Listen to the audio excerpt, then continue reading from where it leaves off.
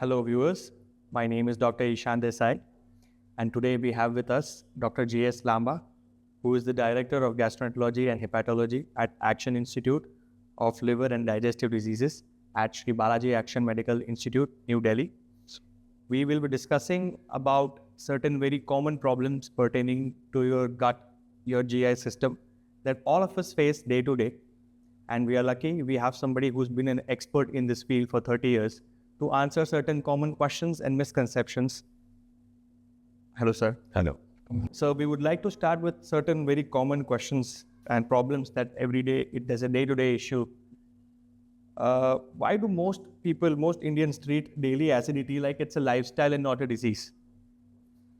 In a way they are correct. It comes under the list of lifestyle disorders because lifestyle has got a lot to influence on the acidity, but that is not the only thing. And yes, for treatment of acidity, lifestyle improvement and modification we always recommend to the patients, but that may not be enough in most of the cases. We need to add something more than that to give them good readings. Taking a cue from that, sir, why, if you're popping antacids weekly, what is it doing to your stomach silently?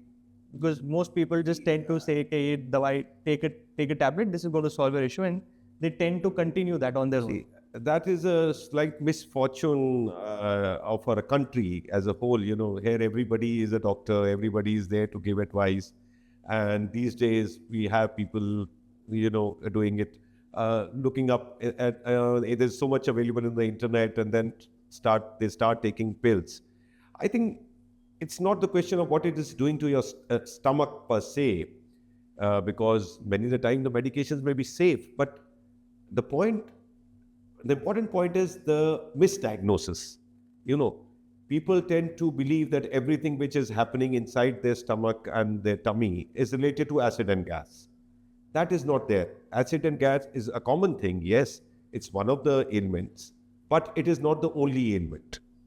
So by taking, medications, sometimes you are suppressing the symptoms, which may not be due to acidity and gas per se, and there may be something which is more sinister inside, which they are missing.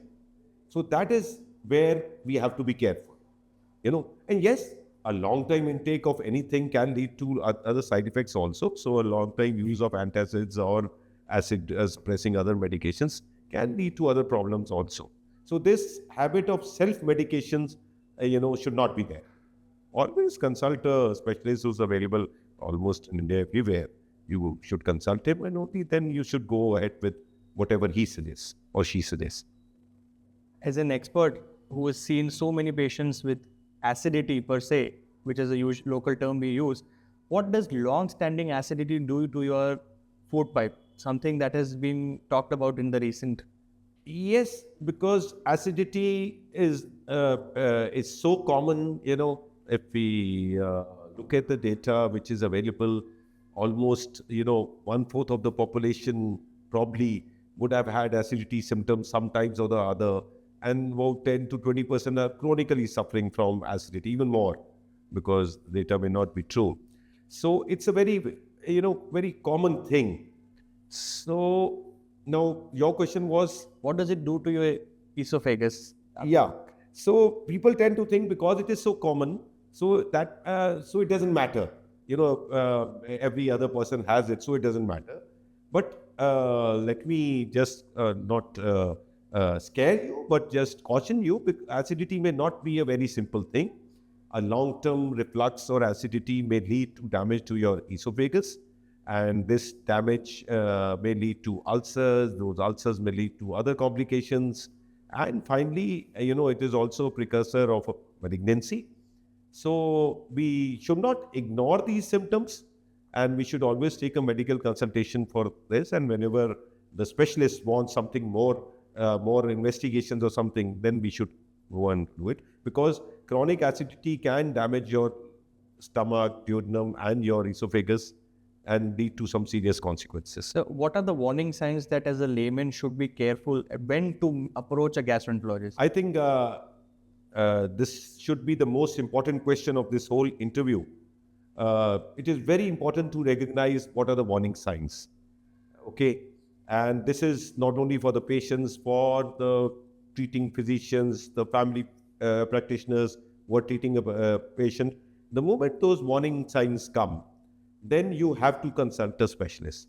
And these warning signs are: one, if your symptoms, are have suddenly started at a very late age. They were never there, but suddenly they have started coming. So that is one sign which you should look into. Then, if they are associated with some severe pain, if your acidity, gas-like symptoms are associated with vomiting, that is also a red flag or an alarm sign. If the acidity symptoms are associated with anemia, you suddenly find that your hemoglobin is also going down, and you have also developed some gas acidity symptoms. That is the time definitely to consult a specialist. And then one very important sign is dysphagia, which is basically that you have difficulty in swallowing. You swallow food, especially solids, you get a feeling that it is getting stuck somewhere. These are this is a very important sign which needs evaluation and further investigation. And then obviously, if it is associated with weight loss, anorexia, these kind of symptoms, these are common, alarm symptoms which should raise a red flag that no, now I should consult a specialist. Or if you are being treated by your family doctor, he should be alert that this is the time now that patient needs investigations. As a layman and suppose as a referring physician, so what are particular tests that a gastroenterologist is capable of that a patient might be subjected to if he has these symptoms? Okay, one of the most important and a very easy test and a very easily available test, and not too expensive in today's context, is endoscopy.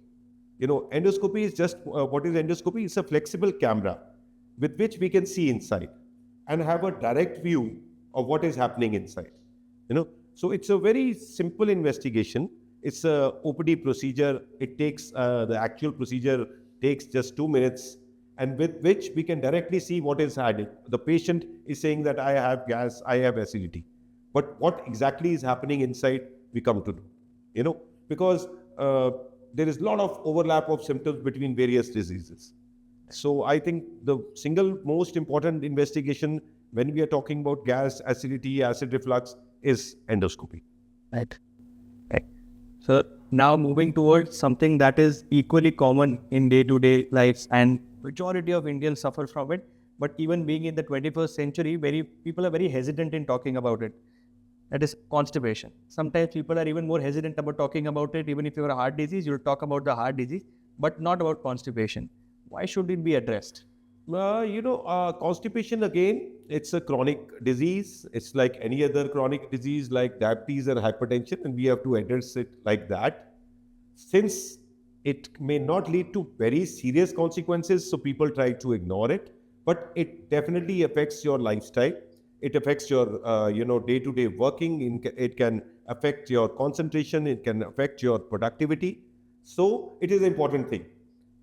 Although the serious consequences may be rare and infrequent, but in day-to-day life, you need to work properly. You need need your concentration. These all things can be affected by constipation. Right. So I think people probably are not hesitant, but they are most of the times trying something alternative. They probably will read something. They will read the various advertisements of many indigenous things which are being used. So people generally tend to follow that, and they don't really consult a specialist for that. But the advantage of consulting a specialist is that he can properly analyze what is behind your constipation. What is that which is causing constipation? Constipation is it's a symptom. It's a symptom, but there are different pathophysiologies which are working behind it. And by identifying those, a specialist can tailor his therapy accordingly. Correct. Suppose your intestinal gut system is very slow. At the movement of the food and the stool and the fecal matter is all very slow. So that will give rise to constipation. But then if we give a medicine which can just accelerate that transit, the patient will be will have full symptom relief, and there will be no constipation. On the other hand, a constipation may obviously can also be because there is some, what you call that, defect in the evacuation mechanism which is there in the body. Patient has to put in a force which is probably happening involuntarily, and something voluntary also. Push up, exerts a little bit of force, and then align his stools, in the right path, and only then the stool passes out. So this is something which is defective in many patients, but patients don't know it. They keep on taking laxatives, whether they are allopathic or Ayurvedic or many local preparations. They keep on taking it, but that is not their problem. It's not going to help unless and until their angle of force and that movement of fecal matter is corrected. So that's why these things are important. And one should not hide it. It's like any other problem. It's like any other problem. And one should not try to solve it on one's own self, because it's maybe easy sometimes to solve it. The medications in India are available off the counter and you just take it and feel happy. Always consult a specialist. Just like acidity has warning symptom, what are the symptoms with the person suffering from constipation he should be careful about? Again, the symptoms are a very recent onset thing which is happening. Constipation is generally chronic disease. It may be for very long, for years or decades together. But something which has started after 60, a person has suddenly found that he's becoming constipated. That's a warning sign that asks for investigation. If there is blood in stools, 100% the investigation should be done. A normal constipation will not have blood in stools. If there is a constipation associated with severe pain, that is again something which demands investigation. If the constipation is, as was the case with acidity, is associated with weight loss, a loss of appetite, these are the signs which one should be really bothered about. And lastly, if the patient is feeling some lump or some sort of ball, or sometimes they call it bola, which is moving inside the stomach, if something like this, they can feel something, a ball-like thing in the stomach, that is the time when they should investigate, get themselves investigated further for their constipation and consult a specialist. Right, sir. So, a person suffering from chronic constipation, what are the battery of investigations as a gastroenterologist, as a specialist we have, and that we can offer the patients, like endoscopy? Constipation also has got its own set of investigations. And, when we treat constipation, we generally like to interview the patient for 5-10 minutes. And really, we need to know what exactly he means by his constipation. There are people who are going to maybe 2 to 3 stools every day, but still they call themselves constipated. So as a doctor, we need to dissect his symptoms and see, is it actually constipation which he is suffering from, or something else? And that is the basis for deciding on what further investigations we will like to do. Now, you see, there are patients who come to us maybe suffering from thyroid problem. One of the very common symptoms of thyroid problem is constipation. Right. Now, he continues to take laxatives and he's ignoring his thyroid problem. He's generally happy that his constipation no more by the laxative which was he just procured it from the supermarket. But what he is, after some time, he's going to suffer from other symptoms of thyroid also. So I would like to do a thyroid test. I would like to know his sugar profile, depending on if he's, sometimes constipation may be a symptom of diabetes. Right. So we need to know what are his blood sugar levels, Right. So investigations are generally tailored to what kind of background, what symptoms he has, and what are the other comorbidities he has, Otherwise, the commonly used investigations are one, as I told you, is a colonic transit time, that we try to see that if that transit is slow, or is it normal, this fecal matter is happening at a normal speed, or it is slow. So that test is known as colonic transit time. Then we have a manometry, which, as I was telling, which picks up if there is any discoordination between when the patient is applying a force and which muscles in him are relaxing, which are not relaxing, which they should. So that is picked up by a manometry, high resolution manometry. And sometimes there is actually a mechanical blockage there, and there is something in the intestine, maybe a tumor or something where the intestine is actually become narrowed, and that's why the stools are not coming out. If we are suspecting something like this, then we do a colonoscopy, which is again a flexible camera, like an endoscopy, which we put from the anal side to see where the blockage is. And then we have CT scan and MRI and other investigation, depending on what we are suspecting. Certain times patients just hear about colonoscopy and just randomly come up to the OPD saying, I want to get my colonoscopy done today. Can we do that, sir? Can the patient just come up to you and say, we can do You see, colonoscopy, it's an easy test. It's not a very difficult test again to do. Takes about 10 minutes, 10 to 20 minutes to do. Slightly discomforting, but that can be taken care of by mild sedation. Straight away, obviously, I will not, if the patient has come, I'll definitely like to ask whether colonoscopy is the test which he requires. Correct. Maybe he requires something else, and he does not require colonoscopy, though that we need to figure out. And plus, colonoscopy requires a bowel preparation. You have to clean the intestines. So there is a medication which we give about 6 to 8 hours before doing a colonoscopy. And generally, it's a scheduled procedure, unless until say emergency, like somebody is bleeding very heavily or whatever. Otherwise, it's a scheduled procedure, and it's only done when it is required. एक किस्म से summary type हो गई तो दे देगा कि भाई what we have learned today is कि these are common problems, but you should not treat them. Yes, it is always better to consult a specialist, and especially the alarm symptom which sir has told. If you get that, then उसमें वो करने हैं. As an extension to the previous question, sir, if a patient has had access to tablets and he feels his acidity, his pain is better, is that the end of his problem? Acidity being a common problem, yes, sometimes if he takes a medication, he would be okay. But the only drawback of this thing is that sometimes we are masking a more serious disease by, taking the medicines and just curtailing our symptoms. Symptoms of a normal acidity, gastritis or acidity, are very similar to if a person has got an ulcer. And sometimes, those may be the only symptoms if patient is suffering from maybe a very serious disorder like a cancer. Sometimes by taking these over-the-counter medications, you are suppressing the symptoms, and you may suppress the symptoms for a pretty long period. But then there was something more sinister inside, which you are, which is missing, and then one day there will be certain catastrophe when obviously the correct diagnosis will be made that what you were suffering from all this time was not simple gas or acidity.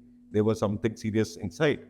So because of this overlap of symptoms, it is always better to consult a specialist and only then start the treatment. Because a specialist, when he start the treatment, he knows, where to check, where not to check. Sometimes you may not be able to recognize your alarm symptoms, which he may pick up. So that is a drawback of any over-the-counter medication. That happens. And this happens very commonly. It is not that something which happens once in a blue moon. We see these kind of things every day. Because the symptoms are so common that many times the symptom would be something serious behind these symptoms. So it is always better to consult a specialist.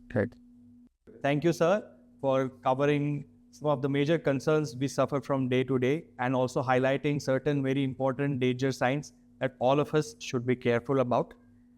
There are harms of self-diagnosing and self-treating, and when to approach a specialist. So thank you again, sir, for such wonderful insights.